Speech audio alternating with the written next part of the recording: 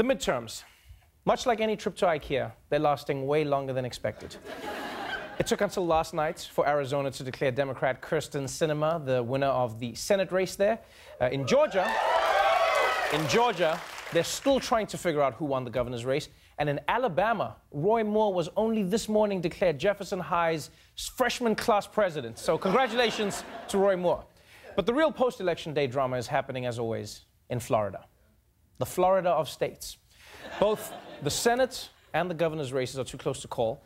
And the Republicans there aren't handling the stress well. Republicans from the president on down are now united in their attempt to stop counting votes in Florida's Senate and gubernatorial elections before the final tally. I will not sit idly by while unethical liberals try to steal this election. Donald Trump today echoing the baseless claims of Florida Governor and Senate candidate Rick Scott, who accused election staff in Broward County with no evidence of fraud. President Trump tweeting today, an honest vote count is no longer possible. Ballots massively infected. Must go with election night. But if Trump is saying this about an election that he's not a part of, imagine if he loses in 2020. Like, he's going to be holed up in the Oval Office like Scarface. He'll be sitting behind the desk with a couple of Uzis. Kellyanne Conway's going to be manning the machine guns. Don Jr. standing next to them with an unpinned grenade. I took this out. I'm so strong.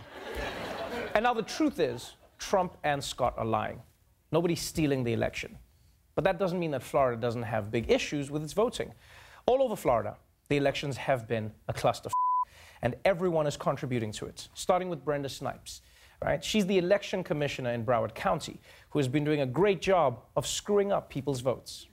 Dr. Brenda Snipes is feeling heat from all sides. Her office sent out this sample ballot, which looks nothing like the actual ballot. And the actual ballot had the U.S. Senate race tucked under the instructions on the left side, which could be why roughly 25,000 voters left that pivotal race blank. She counted 22 provisional ballots that had already been rejected.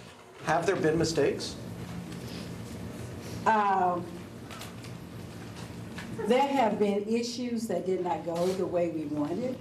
That was the pause of a woman who was mentally going through a thesaurus to try and find a word for mistake that wouldn't get her fired.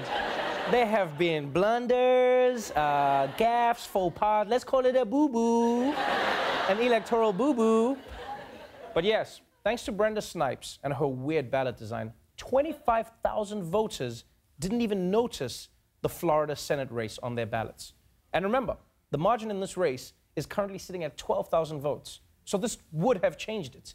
So Brenda's screw-up has definitely affected Florida's Senate results. But I will say this, even if the Senate ballot was in a weird place on the form, how as a voter are you leaving that voting booth without voting for the main thing? Like, what kind of person doesn't check their voting form? When I go to Olive Garden, I flip over the menu just to make sure I didn't miss anything. Just be like, oh yeah, and the breadsticks also. The Senate race was the most important race, and yet thousands of people went in, voted for everything else. They're like, yeah, agricultural minister, yeah. And then they just left out Senate? Really? I mean, I sort of understand, because like one time my grandfather, he sent me to the pharmacy to get his insulin, and then I came back with shampoo, gum, and People magazine. And then he was like, where's my insulin? And I was like, I forgot the most important thing. And then he died, and we laughed. It's a joke, it's a joke. He didn't die because of that. That was just a joke. He died for other reasons. It was the shampoo, he was allergic. And the thing is, it's not just the Democrats in South Florida that are messing up. It's the entire state, including the Republicans. New tonight reports that about 150 Panhandle residents, hurricane victims, voted by email, which is illegal. The county supervisor of elections telling NBC News anyone who challenges the use of email ought to be ashamed to take votes away from people who went through this disaster. Okay, now look, I sympathize with people who were displaced by the hurricane, but that doesn't mean one guy can just make up new ways to vote. I mean, where do we draw the line? What if someone says, hey, I was also out of town from the hurricane, but I left a thumbs up emoji on Instagram. That counts, right? That counts. You can't just make up rules. Because basically in Florida right now, there are no rules. Everything is just chaos. And it's not just the election commissioners. Because much like the people of Florida, it turns out the recount machines are old and falling apart. Monday morning, one of the tabulators stopped counting ballots. Staff moved those ballots to their emergency backup machine. An hour into that process, though, that machine also stopped working properly. Certainly some hiccups here today. Basically, one of the buttons on one of the machines was pushed incorrectly. It's old equipment that's not made anymore, so if one of the 8 machines breaks down, there are no spares. What the Florida?